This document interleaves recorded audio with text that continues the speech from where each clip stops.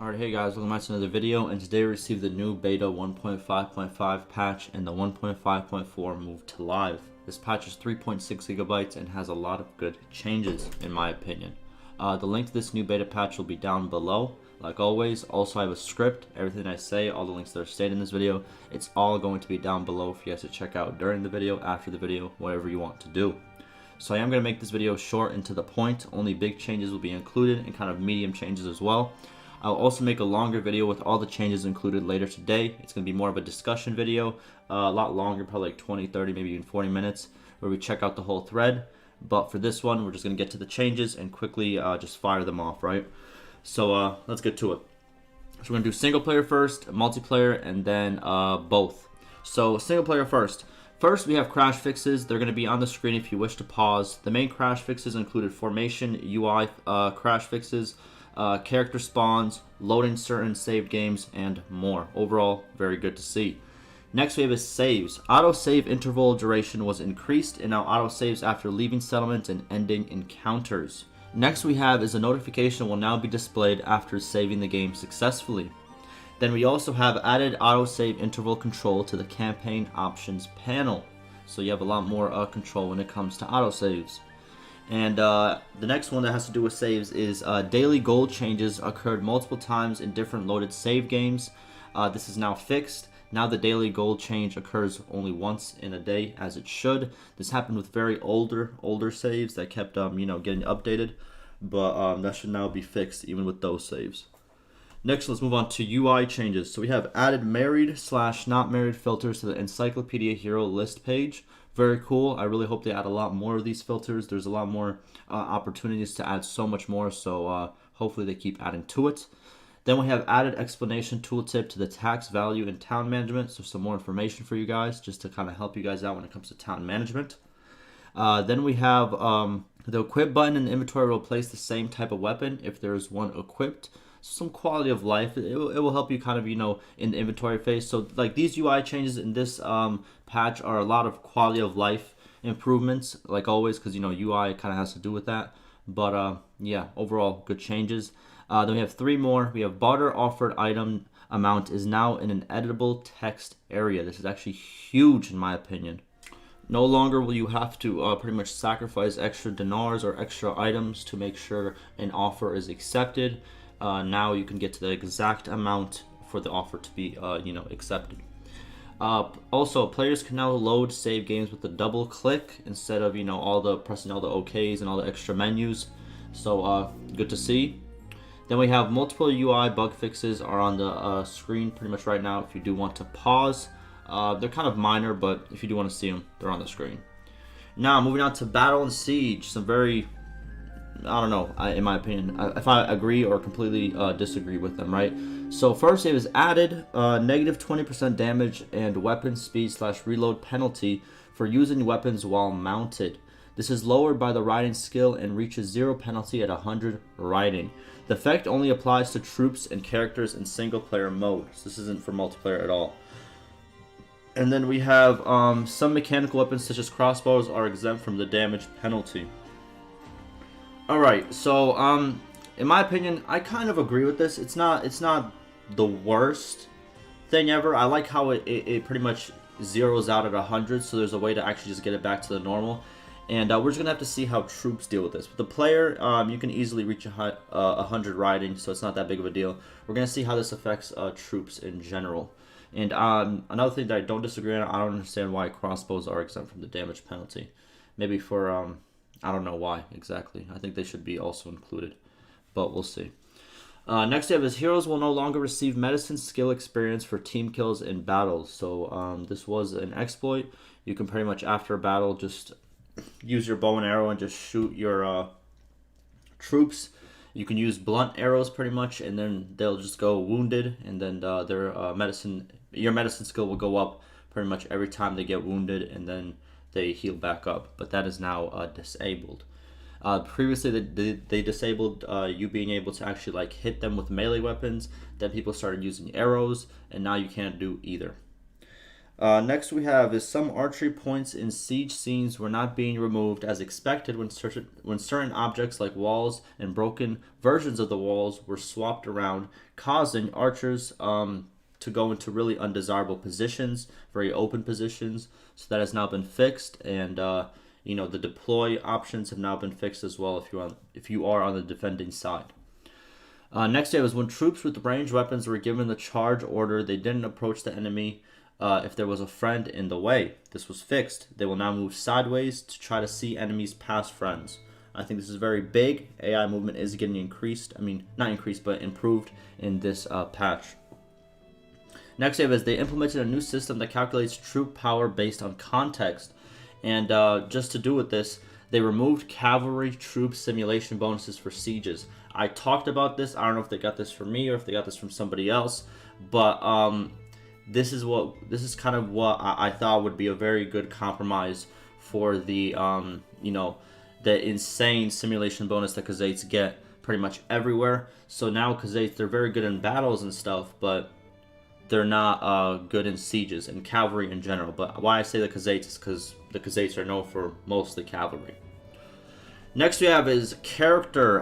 So they added 10 more combat-related tactic perks to the game. This finalizes the current tactics skill tree. So they're done making new combat stuff there, unless a bug fix needs to happen and stuff like that. But the what's called the tactics perk tree is done for now.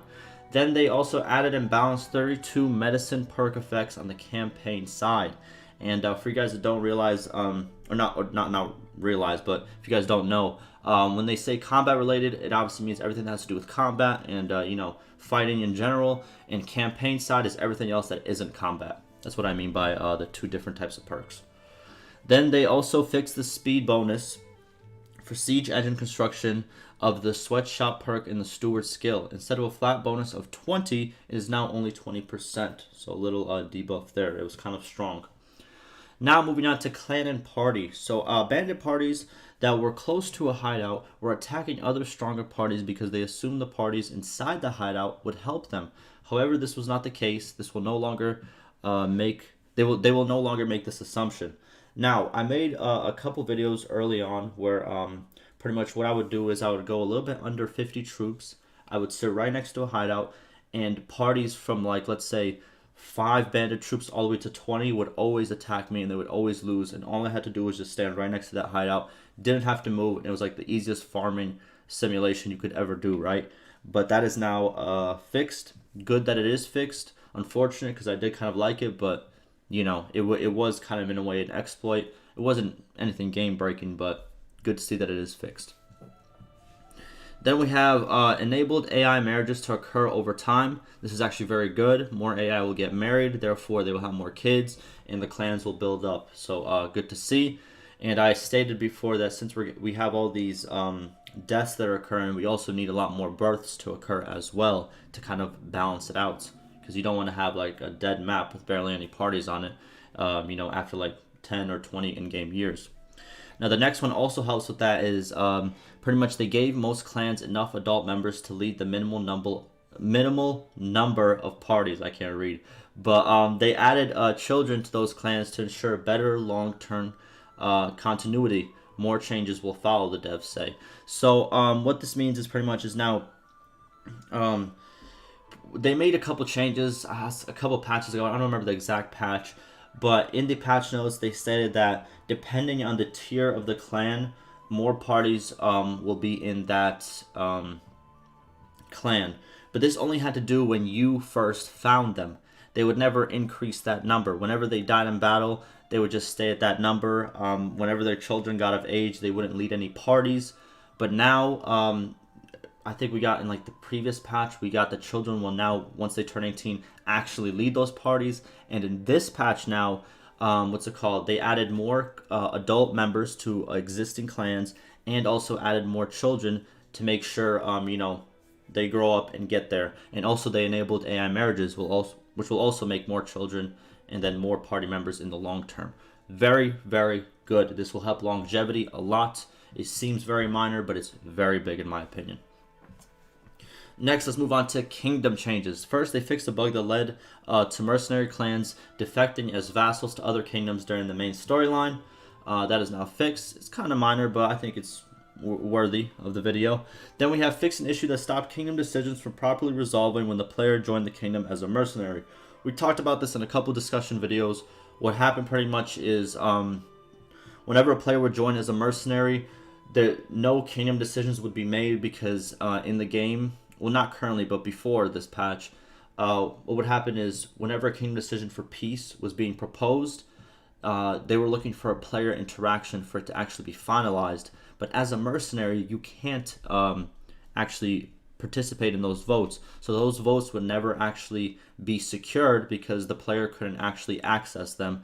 Therefore, that kingdom that you're a mercenary of would never make peace. That kind of makes sense. But that is now fixed.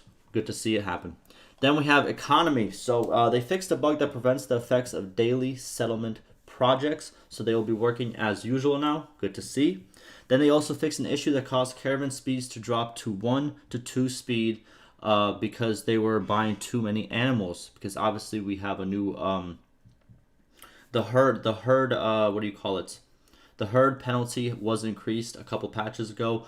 So now caravans, what's it called? They used to buy too many animals, therefore increasing their herd amount and therefore getting a lot slower. Now they did implement a herd limit, and if they actually go over that limit, they will sell the excess animals when they enter the next town. Good change.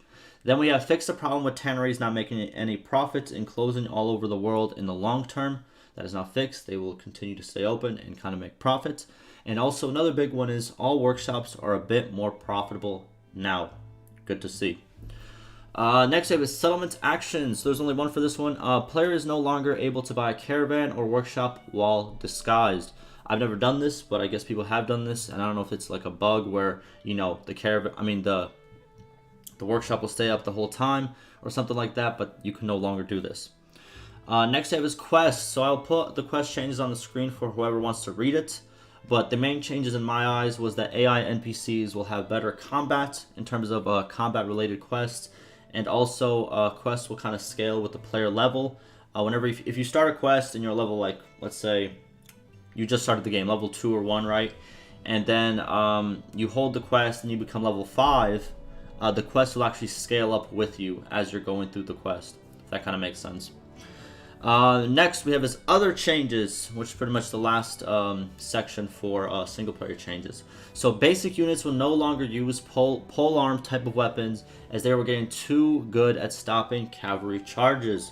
I don't know if I agree with this change. I think cavalry is still very, very strong, but I think the 20% decrease in damage and all that that they did implement in this patch will actually, you know, make cavalry significantly weaker unless you're the top tier cavalry. And we actually did talk about this in my recent troop video where what's it called, where we talked about like the equipment and how, you know, the highest level should be very, very proficient, but the lower levels shouldn't be as proficient. And it looks like you know, I don't know if it was my idea that got through or someone else's idea that got through, but I'm happy that it did get through. Next we have is added player spouse death notifications. So pretty good, you know, just, you know, it's a good thing to know. Then we have added an option to enable/disable birth, aging, and death in the campaign. With this option enabled, no new heroes will be born and no one will die in the game. Now, in terms of like a sandbox, this is a good thing to have. It's good to have a lot of these options and a lot of these, things that you could check off and on and kind of make your own kind of game out of it. I think very good to see. I want them to add a huge list of these, let people customize their worlds however they want to, and I think it'll be very, very good for the game. Next we have is when your horse goes down in a mission. So this is the lame horse ability, the feature that was introduced in the dev video blog. So whenever your horse goes down in a mission, there's a chance that it will get to the lame modifier, which will affect the stats of it. I'm kind of upset that there's not a chance that it might actually die forever. It's just right now it's just going to get a debuff, but you know, you got to start somewhere. But I think they should also have an option. If it goes down too many times, it will be put down for good, because it kind of makes sense. But you know, it is what it is. Next we have, which is the last one for single player, improve the replacement of invalid or deleted items with trash items. This is kind of like back end stuff, coding stuff, so you won't really see it. But this may help some corrupted saves and should make it less likely for corruptions of this nature to occur. Good to see. Alrighty, now on to multiplayer. So first we're going to start with a little dev note. So the multiplayer servers will be open for the beta branch. For people watching, if you ever want to play multiplayer, it's usually on the live branch of the game. It's never usually on the beta branch. But whenever big betas that have to do with a lot of multiplayer changes comes out, they do open up the beta branch for multiplayer.